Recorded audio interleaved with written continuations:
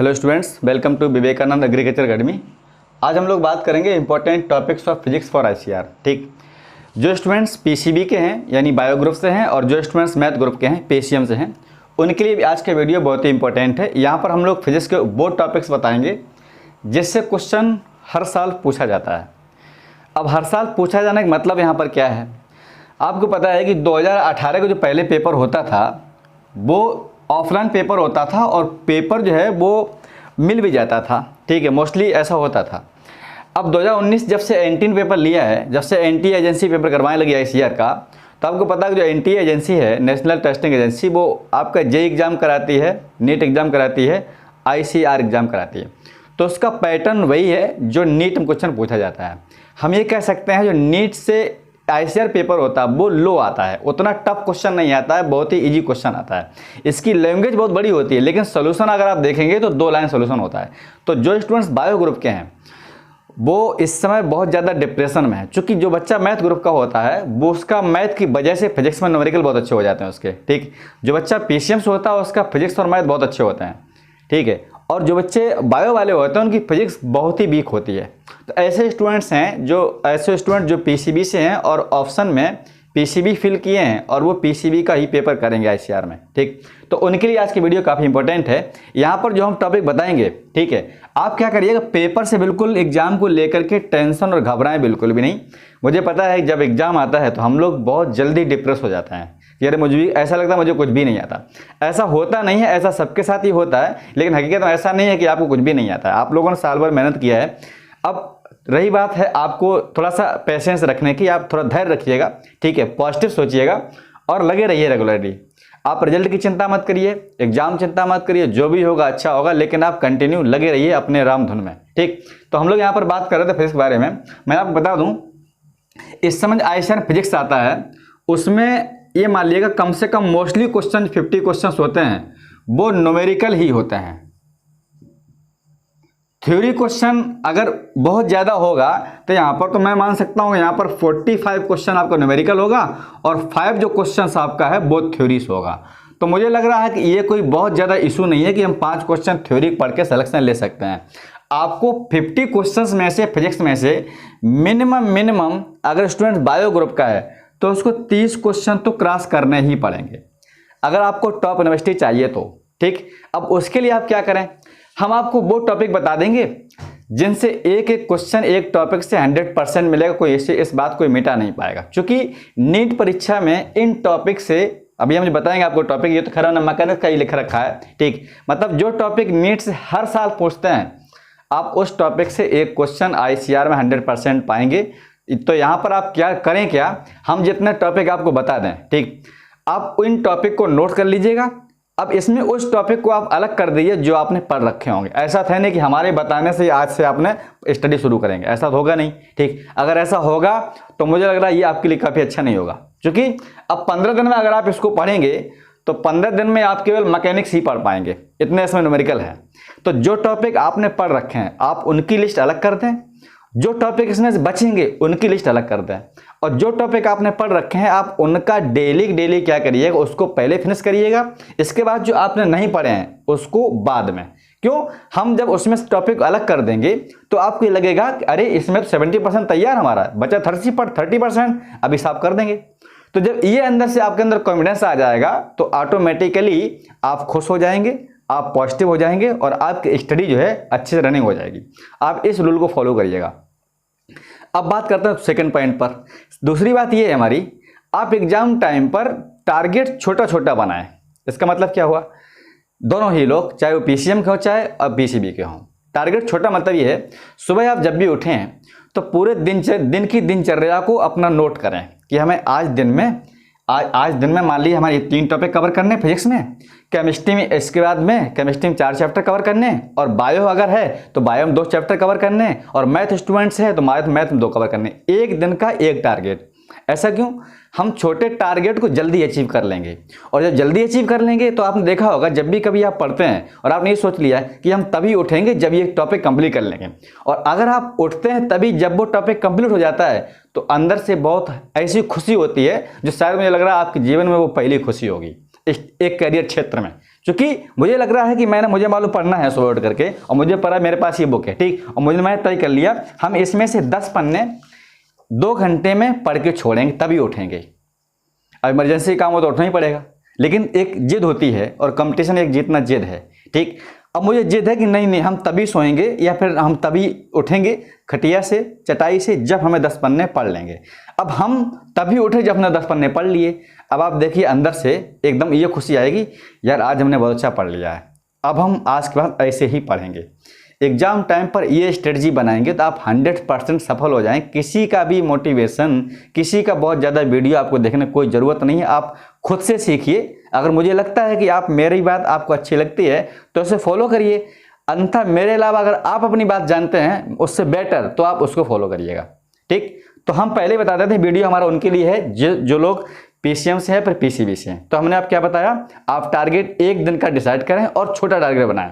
छोटा किए हमने बता दिया आपको, ठीक। अब इसमें कुछ टॉपिक मान लो आपने 1 दिन में इतना कवर कर लिया, अब इतनी आसानी कवर नहीं होगा, ये आपको टाइम दिया हमें दिन भर में कवर करना है इसको, ठीक। और भी सब्जेक्ट आपके पास होंगे केमिस्ट्री। अब ऐसा मत करिएगा पूरे दिन में आप 3 टॉपिक ले लिए, नहीं, आपको तीनों पर बराबर फोकस करना, क्योंकि तीनों से जो रेशियो आएगा वो 50-50 क्वेश्चन होगा।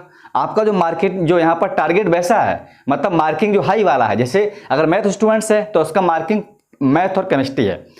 फिजिक्स में क्वेश्चन इतना लंबा होगा, आप देख लीजिए एग्जामिनेशन हॉल में इतना लंबा होगा, उसको पढ़ने में कम से कम 1 मिनट का टाइम चला जाएगा। अब आपको 50 क्वेश्चन 50 हम पढ़ेंगे, 50 को 1 घंटा लगभग ऐसे चला जाएगा हमारा। हम उसको कब सॉल्व करेंगे, कब उसको फिल करेंगे, कब उसके बारे में सोचेंगे। तो आपको पहले से एक्टिव होना पड़ेगा, क्वेश्चन की प्रैक्टिस आपको पहले से करनी पड़ेगी, ताकि कुछ क्वेश्चन ऐसे होते हैं जो सीधे सीधे आपको रिपीट मिल जाते हैं, ठीक। तो आप क्या करें, दिन भर में छोटे छोटे टारगेट बनाएं, स्मॉल टारगेट बनाएं और उसको पूरे दिन में पाएं। पूरे दिन हार्डवर्क करें, 15 दिन की बात है केवल। कुछ बच्चे का सवाल ये है मन में कि सर एग्जाम पोस्टपोन हो सकता है, बड़ा कमेंट आता है नीचे। मैं देखता हूँ यार आपको पोस्टपोन का क्या मजा मिल रहा है। जब एग्जाम डेट नहीं आई तब आप कहते हैं एग्जाम डेट नहीं आ रही, अब एग्जाम डेट आ गई आप बोलते हैं पोस्टपोन हो जाए। हम ये मानते हैं एग्जाम डेट जल्दी आ गई, इस बात से हमें भी कष्ट है कि एग्जाम इतनी जल्दी डेट आ गई है। हमेशा एग्जाम नीट के बाद होता था, जेई के बाद होता था। तो अगर पोस्टपोन होगा तो उसमें आपका बेनिफिट क्या होगा, उसका बेनिफिट ये होगा जो टॉपिक बच जाएंगे वो आप अच्छे कवर कर लेंगे, बस यही एक हो सकता है। तो आप उसको अभी से कोशिश करिएगा, अगर हो गया पोस्टपोन तो और बेटर है। तो आप ऐसा सोचिए ना, आप क्यों पोस्टपोन के चक्कर में अपना पड़े हुए हैं, आप इधर टाइम वेस्ट क्यों कर रहे हैं, उसका इंतजार क्यों कर रहे हैं टाइम इसका पोस्टपोन हो। हमें ये टारगेट बना के चलना, हमारा एग्जाम 7 सितंबर में ही होना है, ठीक। अगर हम ये स्ट्रेटजी बनाएंगे तो आपके अंदर automatically catching power, hard work करने की पावर ऑटोमेटिकली बढ़ जाएगी, ठीक। तो आप क्या करें, छोटे छोटे टारगेट बनाए दिन में, उसको पाएं।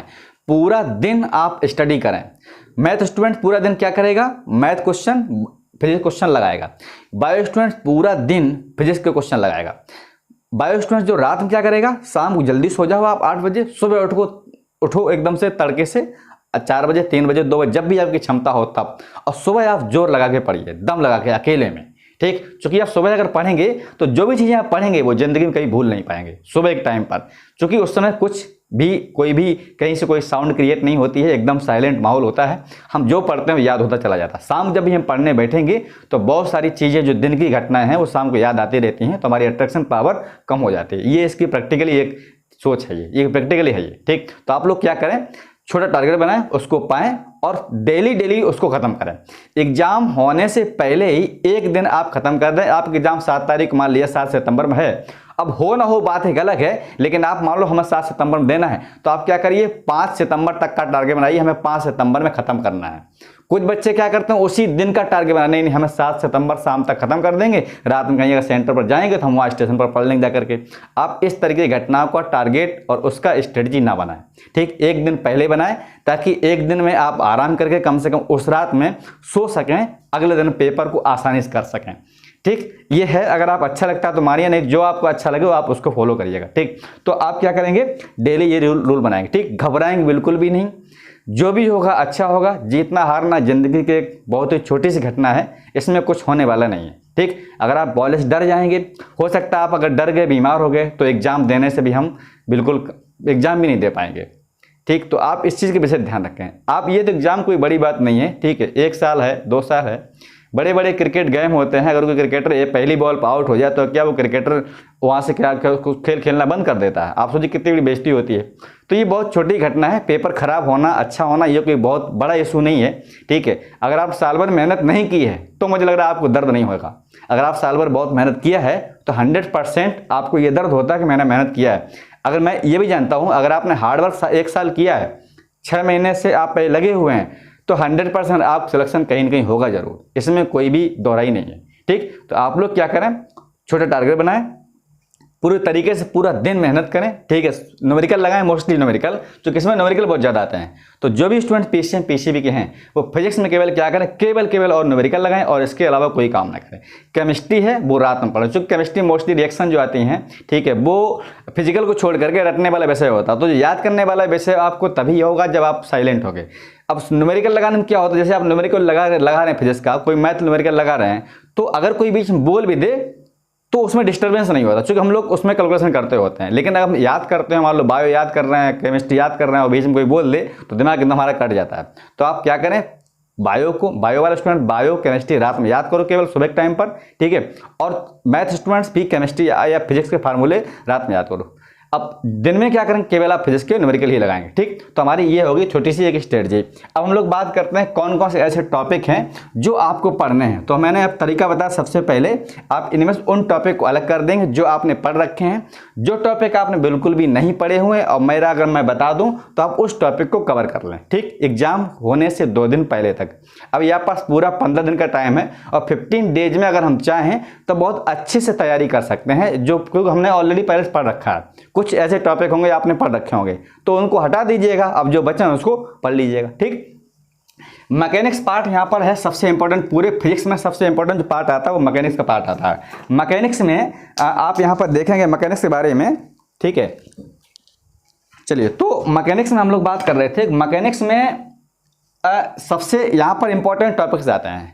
मिनिमम सवाल अगर होंगे मैकेनिक्स से आपके यहाँ पेपर आईसीआर में, आईसीआर किसी भी एग्जाम में कम से कम 8 से 10 क्वेश्चन केवल मैकेनिक्स से ही होते हैं। मिनिमम यहाँ पर 8 क्वेश्चन, ठीक। अब देखिएगा यहाँ पर टॉपिक कौन, पहला आपका है टॉपिक रोटेशन, इसको हिंदी में बोलते हैं घूर्णन, ठीक। एक क्वेश्चन 100% आपका आएगा। फिर यहाँ पर आप ग्रेविटेशन, एक क्वेश्चन 100% आएगा, तो आप इनके क्वेश्चन लगा डालो। हो सकता है कई बार ग्रेविटेशन 2 क्वेश्चन पूछ दे, ठीक। इसके बाद में Newton's law of motion and friction, एक क्वेश्चन 100% आएगा। अच्छा, आप एसएचएम को सिंपल हार्मोनिक मोशन, यहाँ पर जो है सिंपल हार्मोनिक मोशन को बोलते हैं, सिंपल हार्मोनिक मोशन। अब हिंदी में पता नहीं, कहीं पर अगर इंग्लिश मिस्टेक हो तो माफ कर दिए, ठीक है, क्योंकि हमारा सब्जेक्ट नहीं तो आपकी इंग्लिश मिस्टेक भी हो सकती है। तो जो एसएचएम है ये सिंपल हार्मोनिक मोशन, इसको हम लोग उधर भी पढ़ते हैं वेव में, है ना। तो ये हालांकि मैकेनिक्स का ही पार्ट होता है, हमने सर से पूछा था तो बता रहे कि ये पार्ट आपका मैकेनिक्स का ही है। तो हम लोग यहाँ पढ़ते हैं, हमने जब तैयारी किया था मेडिकल की तो हमने उसको जो है वेव में पढ़ा हुआ था, ठीक। तो एसएचएम आप देख लीजिएगा। इसके बाद में एक आता है 1D मोशन इन 1 डायमेंशन, ठीक है, मोशन है स्ट्रेट लाइन, ये क्वेश्चन है। इसके बाद में सर्कुलर मोशन, इसका कोई जरूरी नहीं है कि यहाँ से क्वेश्चन आ जाए, लेकिन जो यहाँ पर जो मोस्ट पावरफुल आपके सब ये हैं 4, इसको ये बहुत जरूरी है। यहाँ से हो सकता है आपका 4 क्वेश्चन या हो सकता है 6 क्वेश्चन मिनिमम आपको मिल जाए, अगर इसमें जो टॉपिक आपने पढ़ रखे हैं, ठीक है, उसको हटा दीजिएगा और जो बचे हैं उसको पढ़ लीजिएगा। तो ये हमारे कौन से टॉपिक हुए, मैकेनिक्स टॉपिक हुए। अब हम लोग बात करेंगे हीट और थर्मोडायनेमिक्स के बारे में, ठीक। आप ये नोट कर लीजिए, फिर हम लोग बात करेंगे हीट और थर्मोडायनेमिक्स के बारे में, ठीक है। चलिए, तो हम लोग बात कर लेते हैं नंबर नेक्स्ट पॉइंट के बारे में। हम लोगों ने अभी देखा था कि मैकेनिक्स से कुछ पॉइंट हमने पढ़ लिए। हम लोग बात करेंगे यहाँ पर सेकंड आपका आता है टॉपिक हीट थर्मोडायनेमिक्स, ठीक। इसमें कैलोरीमेट्री जो है वो बहुत ही मोस्ट इंपॉर्टेंट टॉपिक है। कैलोरीमेट्री 100% 1 या 2 क्वेश्चन आपको 100% मिलेंगे, ठीक। ये वो टॉपिक है जो क्वेश्चन पूछे जाएंगे। अच्छा, एक चीज़ और मैं आपको बता दूं, अगर आप पास एनसीईआरटी बुक का सोल्यूशन है, एक एनसीईआरटी बुक आती है, एक एनसीईआरटी का मार्केट में सोल्यूशन भी आता है, वो दूसरी बुक होती है, वो सेकंड पार्ट में। फर्स्ट पार्ट का सोल्यूशन फर्स्ट पार्ट में, सेकंड पार्ट का सोल्यूशन सेकंड पार्ट में। तो अगर आप मार्केट से सोल्यूशन ले लीजिए उसका एनसीईआरटी का, एनसीईआरटी के पीछे जो न्यूमेरिकल दे रखे हैं वो सोल्यूशन सीधे सीधे हम लोग देख सकते हैं। कुछ क्वेश्चन ऐसे होते हैं एनसीईआरटी पीछे वाले या एनसीईआरटी की बुक में जो बीच में एग्जाम्पल दिए रहते हैं, ठीक है। आप उन एग्जाम्पल लिखा, आप देखा होगा ऐसे लिखा रहता है प्रॉब्लम 1.14 ऐसे लिखा रहता है और डिब्बा बना रहता है। कई बार ये सीधे सीधे प्रॉब्लम ही एग्जाम पूछी जाती है, क्योंकि इसका बेस ही है एनसीईआरटी से, ठीक, और की आपको बुक पढ़नी नहीं है। तो यहाँ पर जो है आप वो सोल्यूशन ले लीजिएगा और उस सोल्यूशन से हम लोग क्वेश्चन को पढ़ सकते हैं जो एनसीईआरटी है। नहीं तो बहुत सारी बुक आती हैं मार्केट में, आप कोई भी एक बुक जो है हेल्थ के लिए, और पहली बात आपने पहले ले रखी होगी एमटीजी पब्लिकेशन बुक आती है, उसमें सोल्यूशन दिया रहता है, ठीक है, मतलब जिसमें नीट के क्वेश्चन हो और सिंपल क्वेश्चन हो, बहुत ही सिंपल क्वेश्चन, टफ क्वेश्चन नहीं, सिंपल क्वेश्चन। चूंकि एग्रीकल्चर एग्जाम होता है, अब उनको मालूम है कि बच्चे कहाँ जाए एग्रीकल्चर फील्ड में, तो आपको कोई डॉक्टर इंजीनियर बनना नहीं है, ठीक है, तो एग्रीकल्चर के लिए बीएससी एग्रीकल्चर डिग्री प्राप्त करनी होती है, तो इतना बड़ा एग्जाम बोलो क्वेश्चन क्यों देंगे, ठीक। तो लैंग्वेज बड़ी होती है लेकिन सोल्यूशन छोटा होता है, तो आप न्यूमेरिकल के लिए कोई एक बुक ले लीजिएगा, ठीक। तो हम लोग बात करें कैलोरीमेट्री, इसको हिंदी में बोलते हैं कैलोरीमेट्री, ठीक है, एक या दो क्वेश्चन आपको 100% मिलेंगे। अगला यहाँ पर आता है थर्मोडायनामिकली प्रक्रम।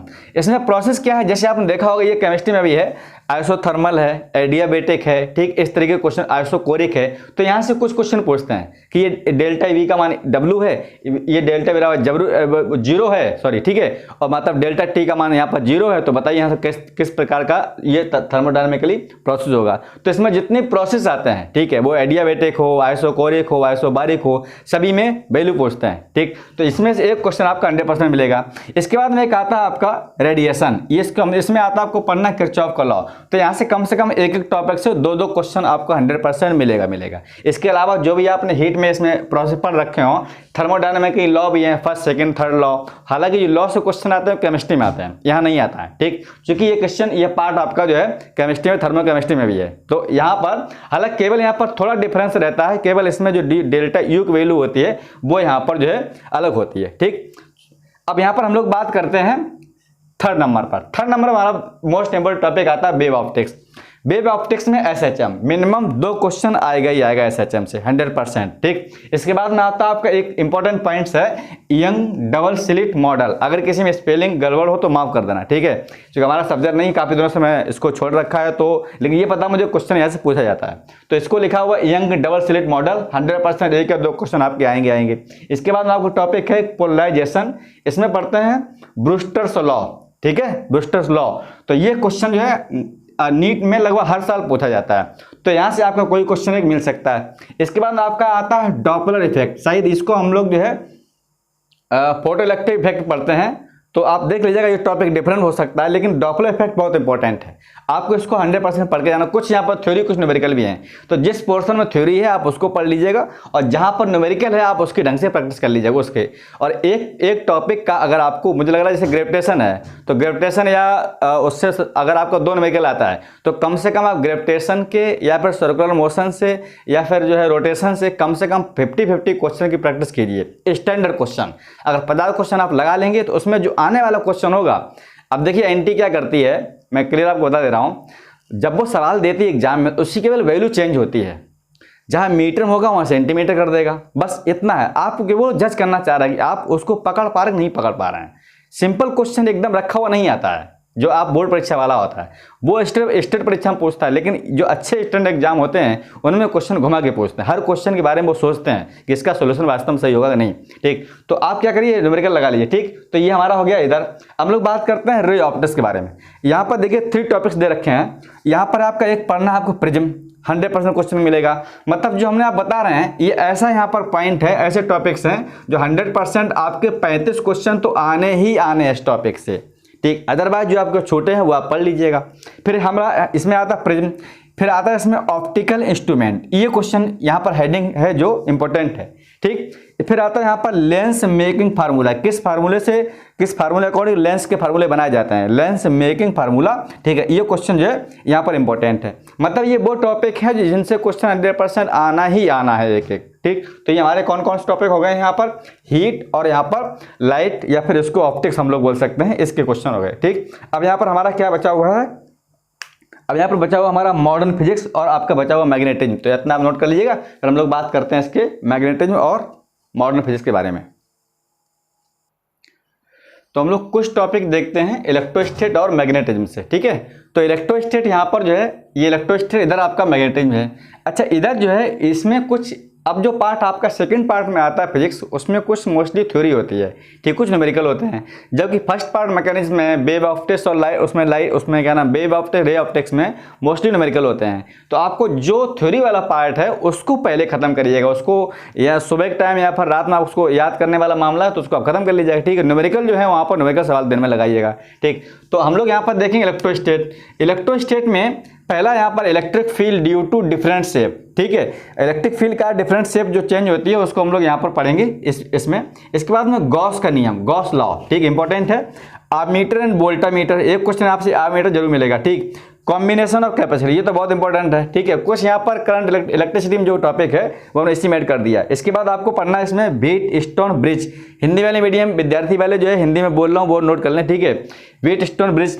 इसके बाद आपका आता पोटेंशियोमीटर, ठीक है। ये इतने टॉपिक है, तो इसमें आप जो है ये सिंपल टॉपिक है, इसमें बहुत ज़्यादा न्यूमेरिकल बड़े बड़े नहीं होते हैं। कैपेसिटर में मोस्टली ट्रिक लगा देते हैं, पैरेलल में ये, सीरीज में ये, तो इसमें से मोस्टली जो है आप अगर चाहें उसको पूरी लेक्चर को दो दिन में खत्म भी कर सकते हैं, ठीक। इतना छोटा टॉपिक है ये, क्योंकि इसमें बड़े न्यूमेरिकल नहीं होते, बहुत ही छोटे छोटे न्यूमेरिकल हैं, तो आप इसको खत्म कर लीजिएगा, ठीक। इसके बाद आता है हम लोग मैग्नेटिज्म। मैग्नेटिज्म अगर देखेंगे तो पहला यहाँ पर आपका टॉपिक है वो magnetism field due to different shape. जो टॉपिक इसमें है यहाँ पे इलेक्ट्रिक फील्ड क्या होती है डिफरेंट शेप, इसमें किसके क्या होती है मैग्नेटिक फील्ड। यहाँ पर अगला है डिफरेंट रिजल्ट, ठीक। फिर नेक्स्ट टॉपिक है motion of charge particle in magnetic field. Next topic है force between two parallel current carrying wire, ये आप इंपॉर्टेंट है, ठीक। इसके बाद फैराडे लॉ, लेंज का लॉ, फिर यहाँ पर है BRMS और IRMS, ठीक। तो ये यहाँ पर पॉइंट जो है आपके इंपॉर्टेंट, यहाँ पर BRMS IRMS वाले क्वेश्चन काफी नीट परीक्षा में पूछे जा चुके हैं। तो ये हमारे जो टॉपिक हैं वो थ्योरी वाले पोर्शन वाले हैं, तो आप इनको पहले खत्म कर लीजिए था, क्योंकि इनको जब आप खत्म कर लेंगे तो ये लगेगा ना कि हमारे फिजिक्स में पूरे में 2 टॉपिक कंप्लीट हो गए। कौन कौन? इलेक्ट्रोस्टेट और मैग्नेटिज्म। तो ये ऐसे टॉपिक हैं जिसको आप रात में भी या सुबह शाम कभी याद करने के टाइम पर हम लोग इसको कर सकते हैं, ठीक। हम लोग लास्ट टॉपिक की बात करेंगे यहाँ पर मॉडर्न फिजिक्स। तो आपने नोट कर ली, हम लोग बात करेंगे किसके बारे में, मॉडर्न फिजिक्स के बारे में, ठीक है। देखिए तो हम लोग कुछ पॉइंट और पढ़ लेते हैं इसके बारे में। लास्ट हमारा टॉपिक है मॉडर्न फिजिक्स।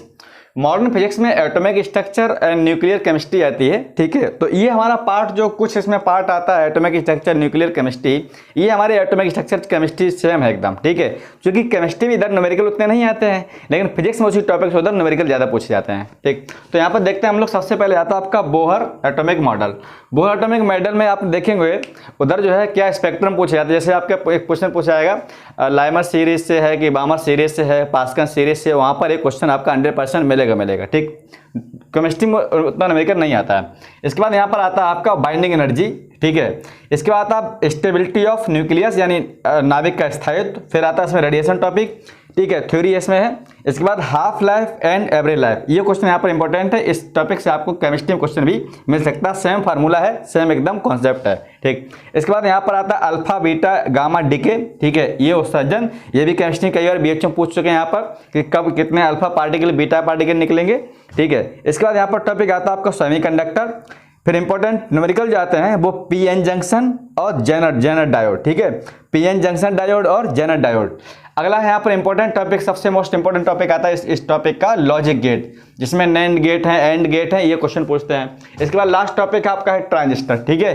ट्रांजिस्टर में सर्किट बेस्ड जितने न्यूमेरिकल आते हैं वो सभी आपको न्यूमेरिकल पढ़ने हैं, जितना सर्किट बेस्ड न्यूमेरिकल आता है। तो ये फिजिक्स के वो टॉपिक हो गए जिनसे क्वेश्चन मोस्टली हर एक टॉपिक से एक क्वेश्चन पूछा जाएगा।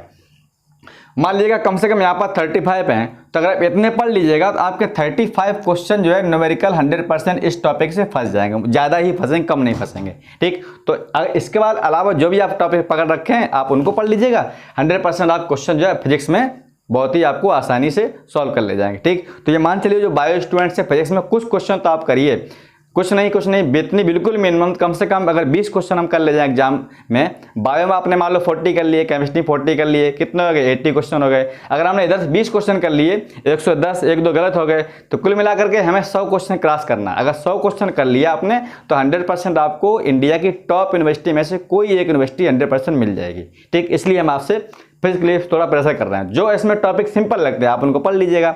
एक चीज़ ध्यान रखिएगा, हाँ, जैसे आपने जो टॉपिक पढ़ा है, मान लो हमें केवल मैकेनिक्स कंप्लीट करना है और वेव ऑप्टिक्स और रे ऑप्टिक्स कंप्लीट करनी, केवल 2 खत्म करना है, तो 2 को ऐसे पढ़ो, इतना पढ़ो कि उससे अगर 15 क्वेश्चन आए तो 15 में से एक भी क्वेश्चन गलत ना हो। ये सबसे बड़ा प्लस पॉइंट है। ठीक है, अगर आपने 15 भी कर लिया, मान लो 15 सही हो गए, 50 क्वेश्चन, तो बहुत बड़ी बात होती है। उधर आपने कितने कर लिए, 80 कर लिए, यहाँ कर लिया आपने, तो 95 क्वेश्चन भी आपके बहुत अच्छे नंबर है, एक भी क्वेश्चन गलत नहीं है तो। ठीक, तो हमारा कहना है जितना पढ़ें उतना सॉलिड पढ़ें, बिल्कुल भी गैप ना करें किसी में। ऐसा ना करें हमें ये टॉपिक अच्छा था, इसको पढ़ लिया, फिर यहाँ से मान लो हमने 2 छोड़ दिया, इसको पढ़ लिया। अब हो सकता है कि आपने जो पढ़ा उससे क्वेश्चन नहीं आया, इनसे 2 क्वेश्चन आ गए, तो ऐसा एग्जाम कई बार होता है। ठीक है, तो हम लोग क्या बोलते हैं, हमारा जो है किस्मत खराब है। ऐसा कुछ नहीं होता है, अगर हम मेहनत करेंगे 100%, हर टॉपिक कवर करेंगे, तो हम सक्सेस 100% हो सकते हैं। यही चीज़ धैर्य के साथ आप धैर्य बनाए रखें। ठीक है, फिर मिलते हैं नेक्स्ट वीडियो में। Thank you, all the best.